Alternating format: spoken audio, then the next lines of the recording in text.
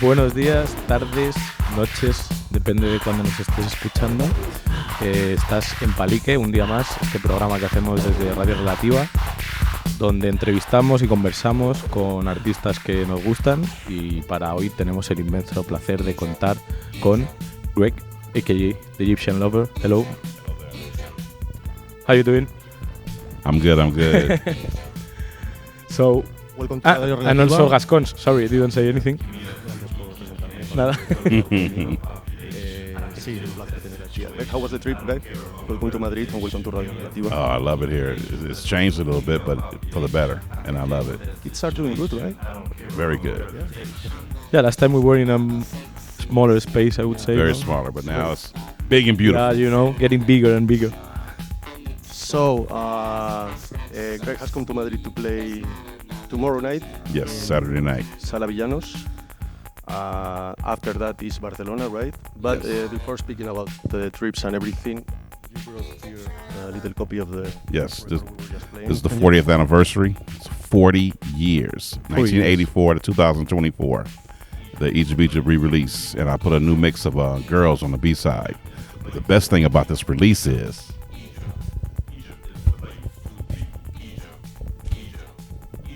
Surprise. Wow. the Black Swirl Gold. Nice. How are the sales going? I can't keep up. It's going too fast. And I'm actually drawing covers, hand-drawn covers. So every time I draw one, it's sold. And so the fans are really loving the art, and I'm loving the fans. So you did that record 4 years ago. 40 years ago. Yeah, that's a lot. Yeah. You were mentioning before that you reissued in your own label rather than Yes. working with Stone's Throw. Yeah, Stone's Throw, we did one a greatest hits album, but everything else has been on Egyptian Empire Records since day one. Cool. Good to know. So you're playing Madrid, then Barcelona. What's next in terms of gigging? Wow, I think I got a lot of United States gigs. So I got like Chicago, Oakland, Denver, Phoenix, just a lot of U.S. dates. I won't tour Europe again till 2025. So we're booking all the tours right now. So Nice. you have been touring for many, many years. Yeah, 40 years. That's crazy. It's all one big blur, one big party. Do you still feel excitement, Oh yeah, definitely. like the first day? Yeah, when I go on stage and I see the kids who've never seen an 808, Uh-huh. never seen me mix before, and when I mix, even the DJs are like, "How's he doing that?" 'Cause I'm still using vinyl, same vinyl I used 40 years ago, and I'm mixing vinyl and playing records backwards and scratching them forward, and people are like, "How's that possible?" And you're still feeling like that the same. Because I see the crowd get excited, and I work on that vibe. So when they get hyper, then I get hyper. Yeah. They get more excited, then I get more excited. Then there's just a big party, then I'm like, yeah, Have a nice interaction with the crowd. I love it. Yeah, And do you feel the crowds have changed so much from back in the days it's to the these same. days? The kids are the same all over the world. It don't matter if we're in Russia, China, America, Spain, London, Germany. The kids are always the same. They just love music. So when you were a kid and you hear music, you just want to party, and it's like that all over the world. That's good to know. People are still enjoying some nice parties, some nice music. And so, classical question, but what are more or less the origins of the Egyptian Lover? How was the beginning of the... Wow, the beginning was, when I heard Rapper's Delight, that was like the first rap I ever heard. Uh-huh. And Suga Hilgan, no? I started making mixtapes for my high school, like crazy, as many as I could make, as many as I could sell. And I'm like, man, I gotta make a record, but I wasn't popular enough Uh-huh. to make a record. So I joined a group called Uncle Jam's Army, who were doing parties all over LA for like 500, 600, even 800 to 1,000 people. And I said, if I join them, then my name will get known, then I can make a record. So I joined Uncle Jam's Army, and the parties started getting bigger and bigger because they went to see this DJ who was doing all these different style of mixing. And we got bigger, so we started doing $1,000 people club, 2,500. And they said, man, it's sold out. We got to do a bigger venue. So one of the guys said, how about the LA Sports Arena with 10,000 people? Oh my God. Like with DJs, this is 1982, 1983. It's like, yeah, let's try it. And so we did it, and man, 10,000 people at the party. Like, let's do it again. So I got the 808, and I brought it to the party. And oh man, to hear that 808 through 100 Sur Vegas speakers was like, wow. So that sound stuck with me even to this day. Yeah. So I bring my 808 to the parties and I plug it in and I play it, and I just love hearing that machine live through the speakers because it's nothing like it. That pure analog sound is just so perfect. It's crazy because I can see in your eyes like you are talking about it and just feeling it. You know? Hearing that drum machine, hearing that drum machine live is something you've never experienced. And when you finally hear the 808 live, you feel it. You're like, okay, I love the 808. Actually, I was going to ask you a bit about what you already mentioned about the emergence of hip-hop culture in LA, because we love seeing series and documentaries and read books about the born of hip-hop culture in New York with all the block parties and Bambata and everything. But was that different in LA to New York? Definitely different. Our culture came from like the house parties into the promotion parties. So we had dance promoters who would hang signs on the poles and give big parties like at big hotel ballrooms and stuff like that. So it was definitely different than the culture in New York. They're more of the culture, and we were more of the party. And so we had more like freaks and dances, and so it was more about the music, not more of the lyrics. And that's when I started. And so we had different things going on around LA. So I was with Uncle Jam's Army, so it was like really, really popular. I mean, our production crew was like way up here. Everybody else was way down here doing parties. And so we had, whatever we played was like the hit in LA. So we played Planet Rock, and now Planet Rock is the hit in LA. We played Run DMC. Now Run DMC is like happening in LA. So we controlled like what was the best music. You were doing the test maker thing, no? Yeah, we were the ones. This guy named Roger Clayton, he passed away 14 years ago, but he had an ear for music. He used to work at a record store, and he would hear songs like if you gave him a full album, he'll play the album and say, okay, this is the one, and we'll play at the party, and it would just rock the party. He knew whatever song was going to rock that party. So he had groups from all the labels coming up to him saying, can you play this? And he'll listen to it and say, no. So that, yeah, we'll play it. Unless you are like really established, like George Clinton, we wouldn't even give you a time past like a certain hour of the night. If George Clinton walked up and said, play this, we're like, we got to play it. Okay. It's George Clinton. Our name was Uncle Jam's Army. George Clinton is like the father, so we'll play his stuff. But everybody else, no. So I wanted to ask you, now you mentioned it, that about the first collective you have, not Uncle Jam's Army. Did you know like each other from the neighborhood or how? No, I was actually a dancer. I used to go to the parties and just dance.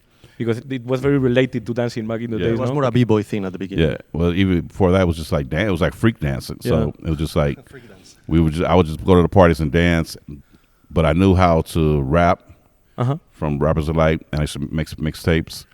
But then I wanted to DJ more, and I didn't know that I was a good DJ because I never seen them do tricks and stuff on the turntable. They would just play the record and say, man, I want to DJ. Like, no, you can't DJ. So one day they gave me a chance, and they had a DJ contest, and then I turned it out. All the other DJs just turned around and walked away. Like, I'm not going on after him. and I was doing all these mixes, and just leaving before everybody just stopped dancing and just started watching, standing on tables and chairs just watching. And so when I looked up and nobody was dancing, I was like, uh-oh, am I messing up? Because I'm supposed to make you dance, not stop and stare. But they just was staring like, oh, wow, I've never seen this before. This is this incredible mixing that you're doing. And so from that point on, it's like, okay, I'm the DJ for Uncle Jam's Army. Okay. Let me bring it to the next level, next level, and that's what I did. And you were all involved in more or less the same like places, like going more. To the same. So we started in LA, and at the biggest clubs in LA. Then we started going outside of LA County. Like we went all the way up north, San Francisco Bay Area, San Diego, Riverside. I mean, we went all over because the radio station was now playing our music, and actually played our DJ mixes. And like Uncle Jam's Army live on the radio, the whole party was on the radio, you know. And then they actually hired me to actually do mixes for the radio station, and they would play them in regular rotation, which was unheard of back then. Yeah.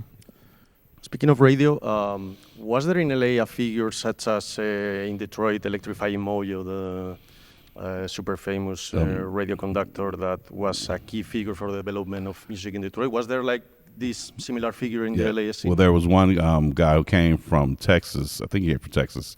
His name was Greg Mack, and he started playing Uncle Jam's Army's playlists on the radio. So, like, you can only hear Uncle Jam's Army music at Uncle Jam's Army's parties. But he came and wrote down every song, went to the radio and started playing those songs. And like, okay, this is what's happening in LA. Like, yeah, we know we are doing it. We're doing it. But he was the first one to do it on the radio. So they stopped playing like songs and started playing more rap and more dance party music on the radio. And that just took off. Yeah. So when we made our own songs, Uncle Jam's Army did Dollar Freaking Yes, Yes, Yes. They started playing it on the radio and kids were loving it. And then I made my solo record, Egypt, and it blew up. It took off. I remember them calling me one day and said, "Hey man, you got to come down to the radio station." I'm like, "I don't have a car. You need to get down here. Find a way down here." So I went down to the radio station. He said, "Answer the request line." I'm like, "You called me down here?" He said, "Just trust me. Answer it." 1580 Day. "Hi, can I hear Egypt?" Y'all set that up. That was not real. I said, "No, I keep answering." 1580 Day. "Hi, I want to hear some Egypt." Can't play Egyptian Lover. "Hi, I want to hear Egyptian Lover." Oh my God. So all these requests. Now, can I hear When Doves Cry by Prince? One Prince and like 20 Egypt calls. And I was blown away because I'm a Prince fan, right? Yeah. I'm like, wow, this is real. It's been like that for 2 days straight. Crazy. Ever since we put this record out, it's been requests. We have to play it over and over. We're playing it every hour and it's not even enough. And I was like, wow. And then the record sales start picking up. And I had to hire all my friends to join my company just to help package the boxes and then send them out. And it started back then in 1984, and it hasn't stopped since. Crazy. So also like, obvious, but back in the days, radio has a main role also like in for distributing music and showing music to people. We had LA on lock, but the radio spread.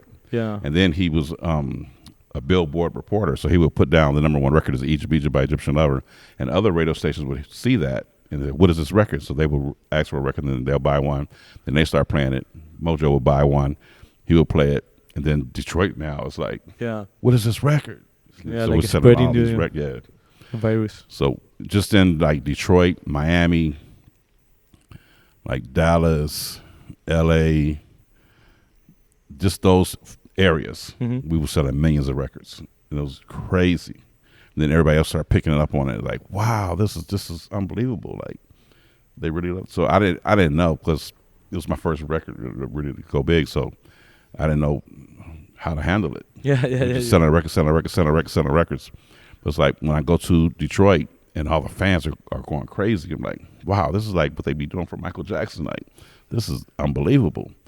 But it was fun, and I got kind of used to it, and then now it's like an everyday thing. Yeah. Now you're still rocking it. Yeah, I love it. And how was back in the day also the LA scene in terms of collectivity? Like when you guys started getting big, Uncle Jam's Army and other bands like World Crash, Wrecking Crew, or even Arabian Prince that you have shared the gigs back in the day, was there a sense of brotherhood, collectivity? Yeah. Was more like a competence, but healthy competence thing? How was it? Well, the competition came from the owner of Uncle Jam's Army and the owner of the Wrecking Crew. They used to DJ together, and they fell out. So now between them, it was a competition.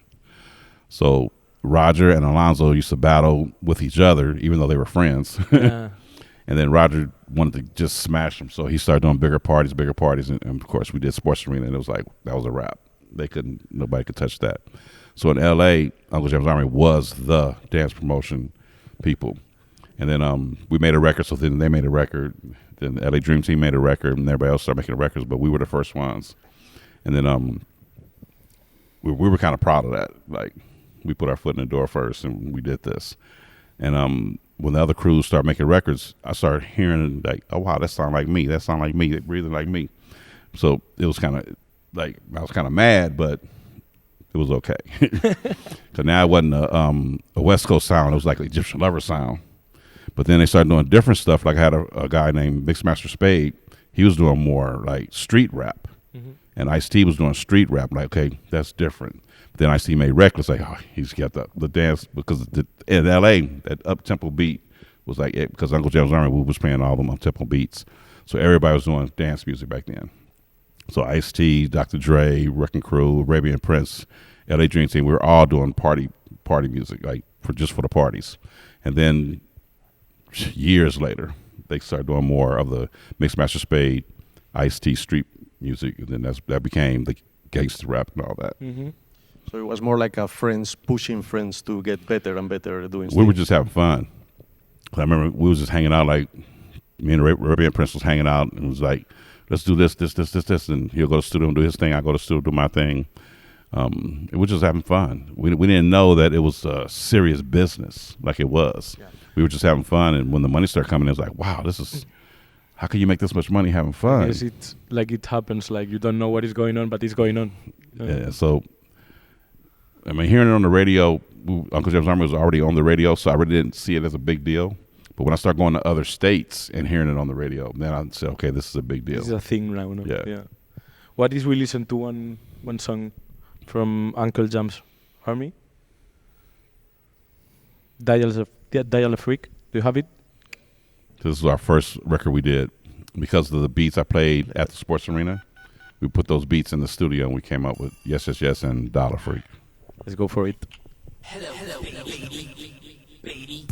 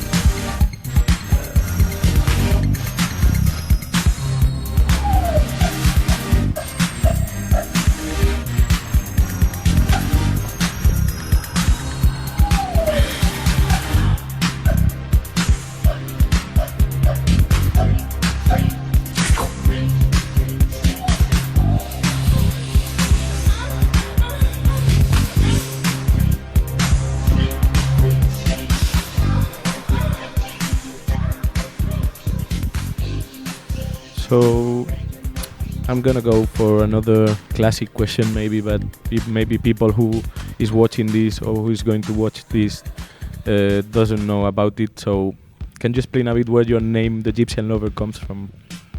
The Egyptian Lover came from a mix of Egyptian was King Tut and Lover was Rudolph Valentino, which was a lover of women. And he was just like, if you watch the movie The Sheik, it's a silent movie.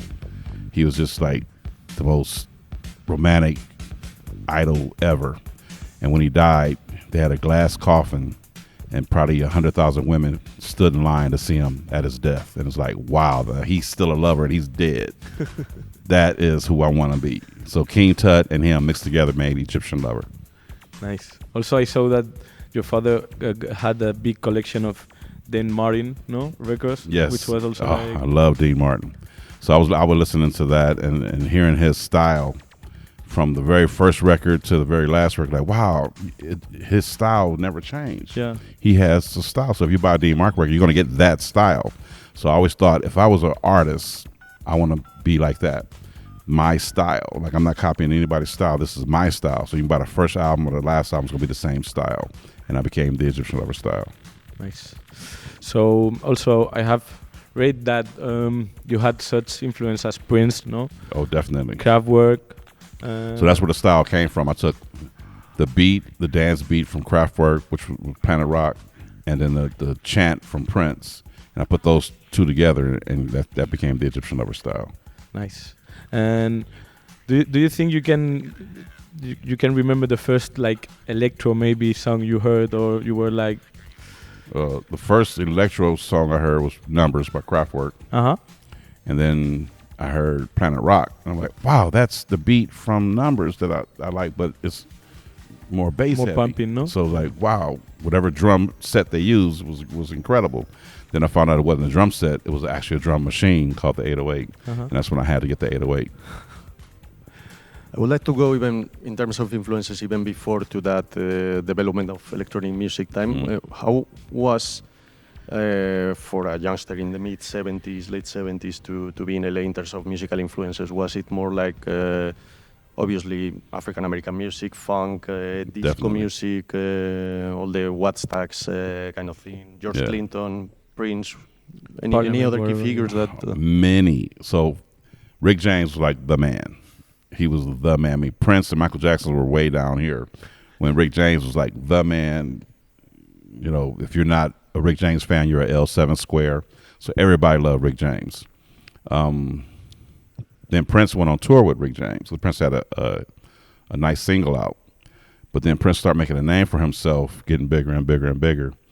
And then you start hearing more. Then when I heard Prince's records, I'm like, wow, I like the freakiness of this Prince style, but I still like the funk, of Rick James, but I like the freakiness of Prince. So I kind of lean more toward Prince. And then Michael was way down there. So he had to do something. So he came out with all his stuff, doing videos on MTV and doing, the Thriller and all that and Bad. Yeah. When Quincy Jones hooked up with Michael, he was like, we got to beat these guys. But we got to be pop. We can't do it in the urban. He's not going to beat them in the urban community. But if we go pop, we can do it. So he went pop and did it. But then Prince went pop with Purple Rain. And rest is history. It was always a battle between them two. But watching those, hearing all that good music, because they're going against each other, and I'm listening to all three of those artists just making better music. That was incredible back in the day. Then you have the bands that were making music as well, trying to fit in. So you had like Barcades, One Way, Confunction, Gap Band. I mean, it was so many groups that were making good music back then. And then you had your Parliament, Funkadelic, and you had, just everybody's trying to outdo each other on that level because they couldn't do the Michael Jackson Prince thing. But the Barcades would do their thing and be like a funk song, like, wow, this is good. So Uncle Jam's Army would probably play Barcades before they would play Michael Jackson because he's more pop and we were more urban. So we'll play Barcades, Hit and Run. I can't remember the song. Move Your Body. I can't think of the song. But that kind of stuff. And Rick James always We played Prince, and the kids was loving it. He had a song called Head, and the beat was just so good. And then he came out with Less Work, and it was the same kind of beat, but even more powerful. And to this day, when I put that song on, it's so powerful. People just, they dance. And this is back in 81, 82. And what about these days? If we scroll through Greg's Spotify playlist that he listens to on a flight to Madrid, what can we listen to? I still listen to the 80s. So like right now, I'm probably listening to Earth, Wind and Fire, maybe some Rick James, Barcades, of course, a lot of Prince, Kraftwerk mixed in there. And it's a lot of stuff just randomly put in there. But I still listen to stuff from the 80s. So you keep... yeah, it's just because I'm still doing music. With your roots, yeah. Still doing music. So my new album's called 1987. So I'm still listening to the 80s stuff, getting the lingo and getting the keyboard sounds and just changing them up and doing it in my style. So do you know that lately, like in the last 10, 15 years, the 808 has been like kind of use it again for like other people doing other kind of thing like trap and even you have this crew called 808 Mafia who is doing like this like big bassline songs but more maybe digital or like I don't know how to say it. I know they sampled the 808 and doom doom doom doom. Yeah. So do you know about them? Yeah, I've been hearing that since back in the day when Dynamics 2 did it. Like give the DJ a break, doom doom. Yeah. So I heard the sample when I heard them playing the different things, but mine is the real 808, not a sampled 808. There's no doom doom doom. It's just a boom. It's just the same tone, no? And you hear the snare because everybody think 808 is just the kick drum, but it's not. It's a whole full drum machine. So you got the snare, the hand clap, you got hi hats, you got rim shot, you got toms, and then when you hear it all together, it almost sounds like a toy. It's not like a real drum set. Yeah. And the snare is like real toyish, real thin, and together it just makes this great sound, and I love it. And we've been doing that for a long time. So do you listen or do you like any contemporary like artists right now or people doing like? I listen to different stuff all the time. So I mean, if I randomly just turn on the radio, I will give it a chance. I'll listen to it. It's okay. I feel that if I was a kid in high school, I would like that. But I'm 60 years old. So when you get older, you start liking different kind of things. Yeah. Like when I was a kid and I heard jazz music, I'm like, psh, jazz music sucked. Yeah. Now I listen like, oh, this is so cool. But we're getting old. Yeah, I'm 61, so I'm listening to stuff that I relate to. So if I hear a new song on the radio and it's like, doom, tat, tat, my shoes, oh, the blues. I'm like, what the fuck did he just say? But it's like, okay, if I was a kid, yeah. I would love it. Maybe. Yeah. Speaking of 808, do you know, just by curiosity, how many do you have in your studio? I have 7 808s, 6 working, 1 for parts. 1 for parts, which is covering the other ones. Yeah. You use all of them or you have one specific one? I use one. I take one on the road because it sounds different. And I asked the guy who repairs my 808, I said, why does this one sound so different? He says, because you had it on for 40 years and all the transistors have melted in place and it's just solid. It just sounds warmer than all the rest. And I didn't know that was possible. So I bought a brand new one in a box. We opened it up, hooked it up, and it sounded so thin. It's like, wow, this almost sounds digital. Like it doesn't sound like. So we compared them. It's like it's a big difference. Because it's analogical, but at the end, each one has the proper, their own sound, more or less, no? It depends on how long it's been on, Even when they made them, the transistors they used, some were faulty, and some sound a little bit better than the other ones. And you can feel the difference between the 6, 7 machines, no? And he even bought the original settings for them, so they have 2 settings for the original 808s, and you could do them 1 or 2, and I have both of them done, and it's pretty cool. The cowbell can be changed to a different tone, but we can do that in the studio nowadays with Pro Tools and digital. But back in the day, we had one that was higher, one was pitched lower. The hand clap is a faulty, so every hand clap has a reverb on it. Pow! And I have one drum machine that goes pop. So that's the only one that has a real good transistor on the clap. But I kind of like the faulty one better with the reverb. Pow! Yeah, okay. Because it sounds Good. So that's what I said. What is a beat without a live clap? I'm talking about that clap on the 808. Mm-hmm. So you kind of modeled your own 808 throughout time, and it sounds the way you want it to sound, right? No, it just became the one. So that one I bring on the road with me all the time. I mean, it's been through hell, and it still sounds great. You And tour with it. yeah, and Are you afraid of losing it or no, I keep it with damaging I keep it with me all the time. I never check it under the in. pillow? It's with me. And when I play it, it's just that one sounds good. I have another one that's close to it, and so I have that as standby. But this one is the one I've been taking for 40 years, and it's the best sounding one. Okay, and in terms of musical production, is your approach still hardware only? Have you incorporated any Nah, new technology, it's all- software, plugins? I use the same studios and the same equipment that I used back 40 years ago. So that's why I started doing the albums called 1984. I went to the same studios, used the same equipment, to try to capture that same sound that I did back in 1984. And 1984 album sold out.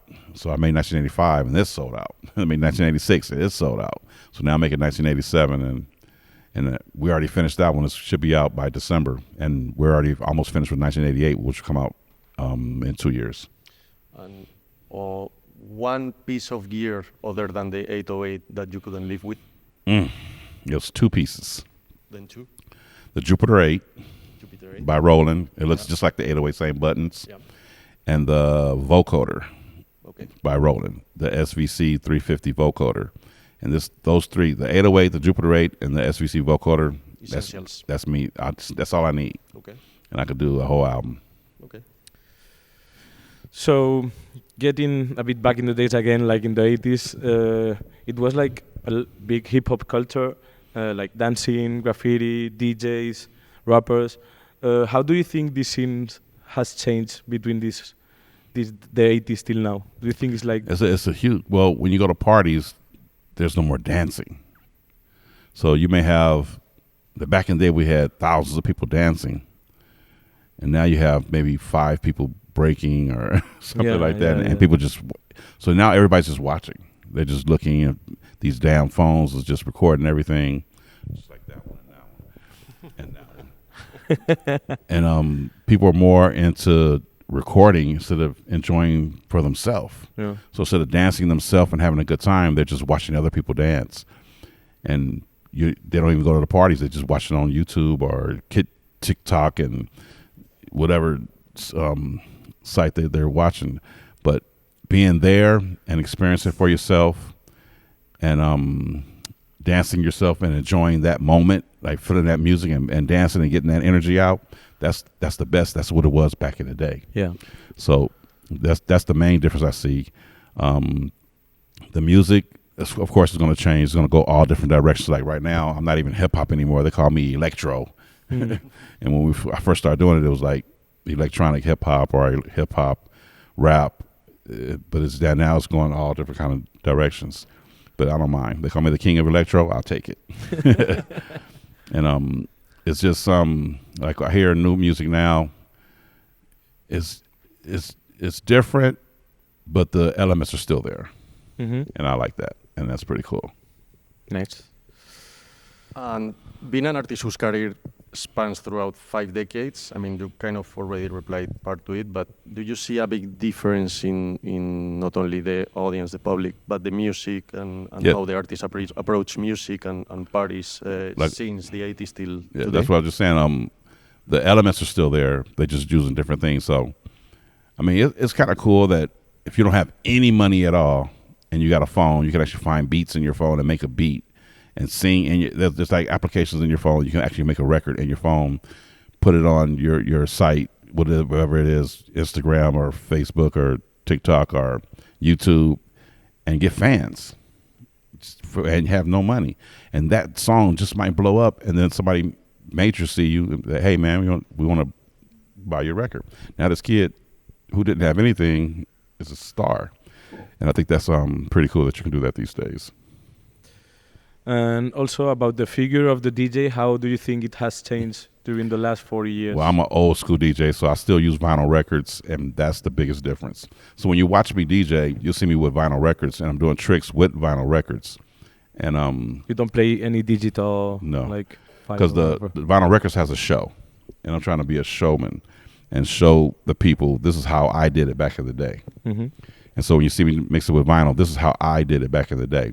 Now, if you started DJing tomorrow and you start DJing with USBs, then that's just you. That's your style. As long as you got the people rocking and partying, whatever, that's you. Keep them partying. I'm doing it this way because this is how I started. So I'm glad they still have turntables I can do it with. Uh-huh. Other than that, if you're a DJ, just make them party. Your job is to make them party, have a good time. Enjoy whatever time slot you got, make them party for that time. And get in, get out. Don't be a janitor DJ, clear the floor, and just get on there and make them party. Nice. And also I wanted to ask you, how is the relationship between Greg and the Egyptian lover?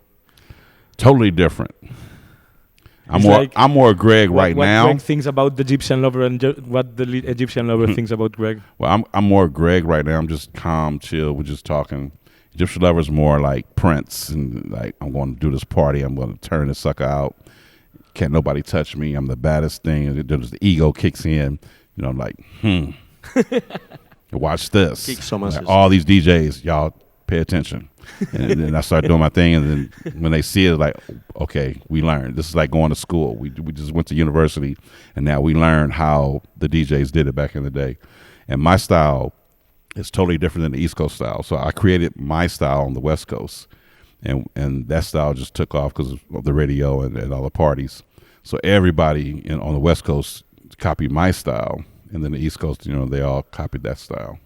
So I just did a party the other day, and guys from the East Coast was there. I'd never seen anything like that before in my life. I said, well, this is the style I created on the West Coast. He's like, I see now, like, why people were talking about it. Like, this is amazing. Like, never seen it. So when you come to the party, get a good view of the turntables, because I'm going to be killing it.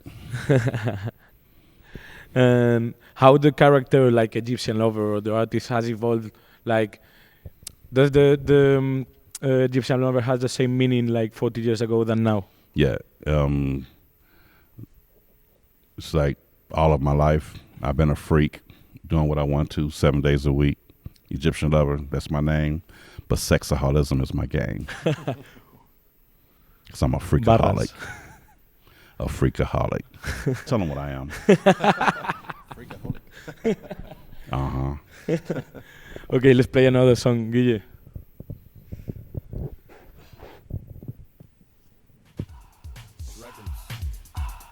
We're going to listen to Sherry Barry by a number of numbers. All right, hold that pose. Great. A little to the left, a little more. Good. Keep it going. Now to the right. That's it.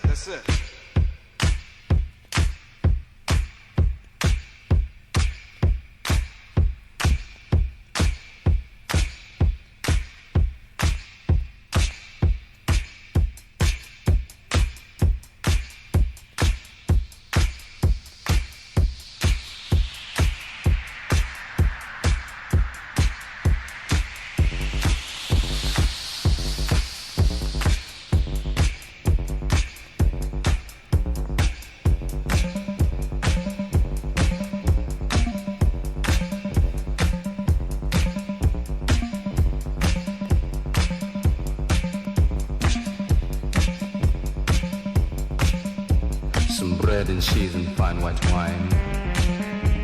Designer shit, but a matter of time. Could this be the real thing? Or is this just another fling? Seen by millions nationally. Lumo Vogue, Playgirl, G quarterly. Because he's down on his etiquette. Charivaris really lit. Charivari.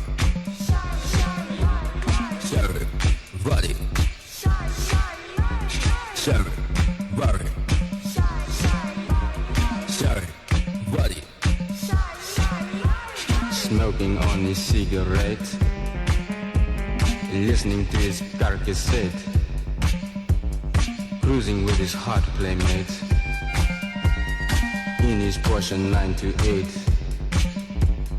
heading for the highest heights, for the climax of the night. The people there, they just won't quit, because the music's really it. Shout it, roar it. Shout it, volley. Shout it, roar it. Shout it, volley. Shout it, roar it. Shout it, volley.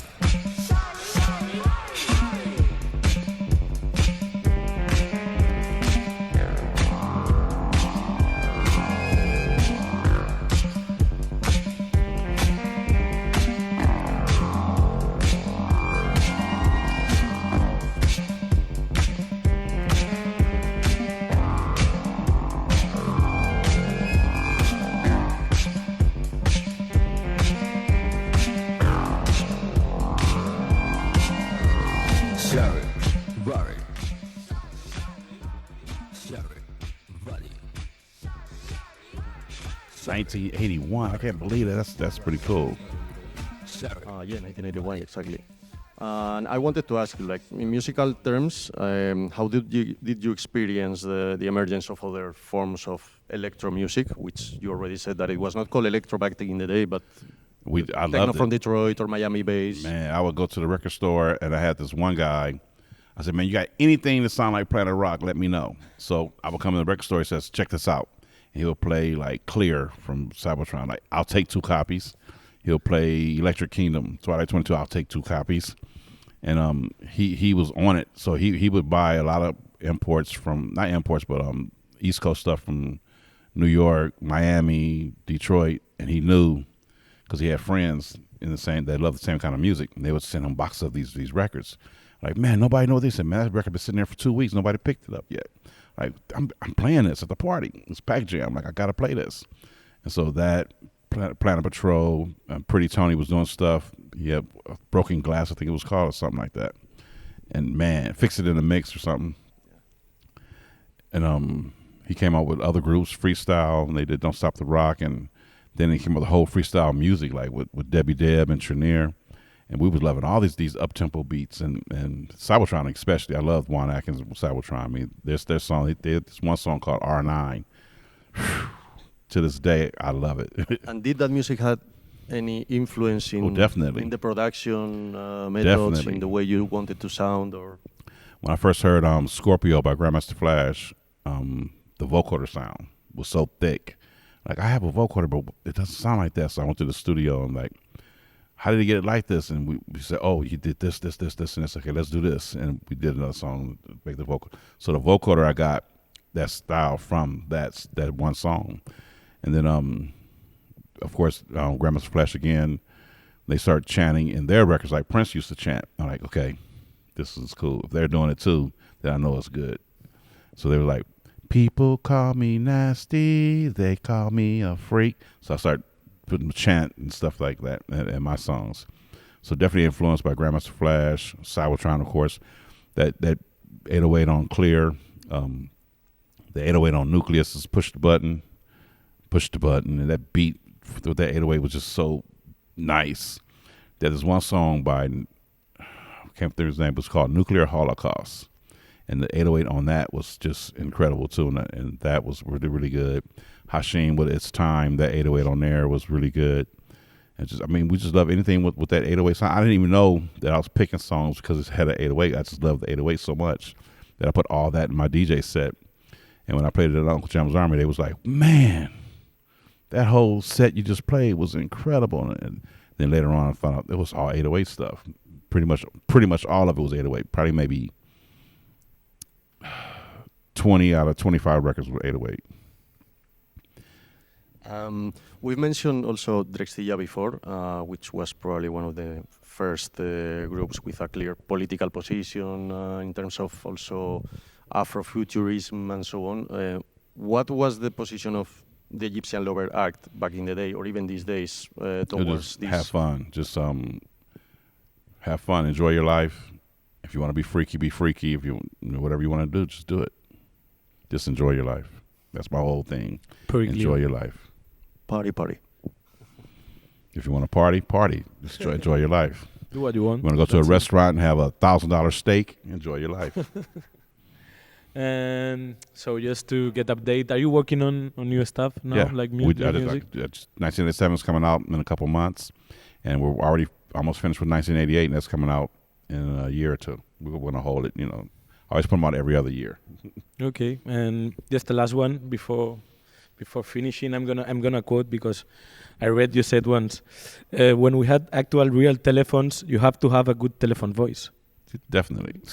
So you had to do that in order to get woman. Yes. Nowadays you can sound like Mickey Mouse and get a girlfriend because it's all text messages. Right. So if you meet a girl online and then she meets you in real life, hi girl, how you doing? That's not gonna work. But back in the day, you have to have an ink pen and paper to walk up to a girl and say, hey, can I get your phone number so I can call you? And then you get on the phone. Hey, what's going on, baby? What you wearing? How you doing? I want to come see you tonight, but I don't have no car, but can we talk on the phone? He's convincing us. So back in the day, you have to, it's called Macking. You have to have that sexy voice, that Yeah. telephone voice, and Mac, and make the girl fall in love with you.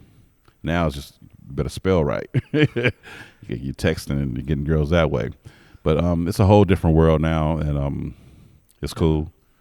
But I like the old school Yeah, perfect. only because I had a good voice. Also, I wanted to say, maybe you can say a last thing with that proper telephone voice to the listeners and people who is gonna listen to this. Enjoy your life and make sure you do what you want to do, because what you want to do is the best thing to do, because you wanted to do it. So just do it.